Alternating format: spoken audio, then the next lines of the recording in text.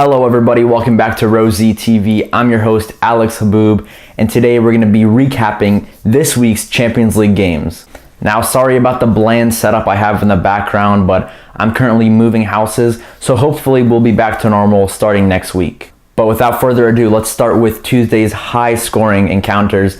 First, we're going to talk about Manchester City Monaco, which ended 5-3 for Manchester City. It was such an end-to-end game, very entertaining, probably the most entertaining game I've seen in a very long time. Raheem Sterling opened up the scoring in the 26th minute, assisted by Leroy Sané, and while Sterling got the goal, Sané's movement in the build-up of this goal was absolutely fantastic. Sané also ended the game with a goal as well. And recently, Guardiola has deployed Sané on that left wing and Sterling in that right wing, and it's paid dividends so far. That attacking trio with Sané, Sterling, and Aguero has so much pace, so much technical ability between the three, and can easily become the best attacking trio in England. Sané's transfer over the summer wasn't really talked about much, but it was an extremely underrated transfer from Guardiola, as he possibly snatched up the future of Germany. But moving on to Monaco, after Sterling scored, a few minutes later, Radamel Falcao equalized. Day by day, Falcao is improving and getting back to his old goal-scoring form, which is great to see because after that first ACL injury before the World Cup,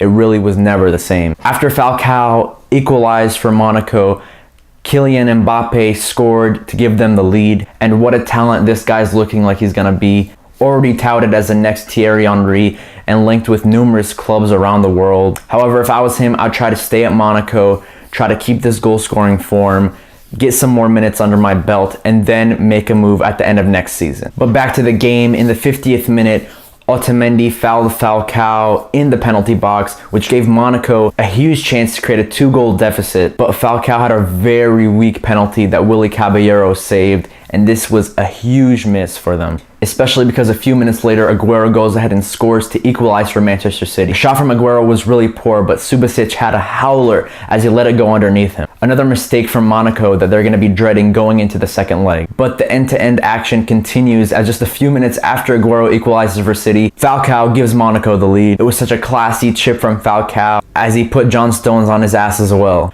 And although John Stones later got on the score sheet, he surely didn't redeem himself. Him and Otamendi have been very poor in the back, and John Stones has showed himself as a one-dimensional defender.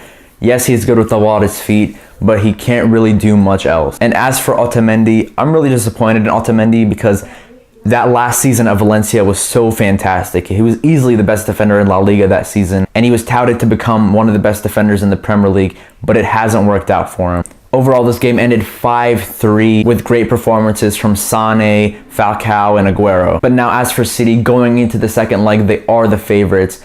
But although they scored many goals in this game, they definitely have a lot of problems. That defense was so weak, and I could easily see Monaco getting a 2-0 victory over them. But as for Monaco, they are going to miss Kamil Glik, their best defender, for the second leg, which is going to be a massive hit for them. In my bold predictions video earlier, I said that Monaco are going to knock out Manchester City, and I'm going to stick by that, and I'm predicting a 3-1 victory for Monaco in the second leg. Now quickly on to the Atletico Madrid-Bayer Leverkusen game that ended 4-2 for Atletico Madrid away from home. I know Roger Schmidt's Bayer Leverkusen team is a very good attacking side, but you could easily see that Atletico Madrid are not as solid as years before. They were missing Godin in this game, which definitely hurt them, but just overall this season, they've been conceding goals much more easily. Simeone is playing a little bit more direct, a little bit more of an attacking style, but he needs to still find that balance that made Atletico such a huge force these past 4 years. But a 2-goal lead and 4 away goals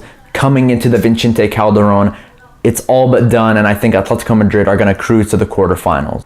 Now on to Sevilla-Leicester that ended 2-1 for Sevilla. In the 14th minute, Joaquin Correa had a chance to put Sevilla 1-0 up with a penalty, but similar to Falcao's penalty, it was very weak, and it ended up getting saved by Kasper Schmeichel. But that didn't matter much as 9 minutes later, Pablo Sarabia opened up the scoring for Jorge Sampaoli's side. And then in the second half, Joaquin Correa made up for that missed penalty with a goal to give Sevilla a 2-0 lead. Now it was all Sevilla in this game. Leicester had a very, very poor game, but they can at least take a positive out of this match with Jamie Vardy scoring a goal. That away goal is going to be so vital because now it's very possible that Leicester can pull off an upset. In this game, they have to thank Kasper Schmeichel, as he made 5 vital saves to keep him in it. And I do think Kasper Schmeichel's been their best player this season. Their defense has been very poor, their midfield has been outworked, and their forwards have not hit the target. But speaking of their defense, it's been shambolic this season, especially Wes Morgan. That foul for the penalty was so horrendous, and that's not something you expect from a Premier League winning captain. If Leicester are to stay up this season, they need 2 new center backs to replace Huth and Morgan, because they barely even look like championship defenders. Now in the second leg, Leicester winning 1-0 will be enough to take them to the quarterfinals.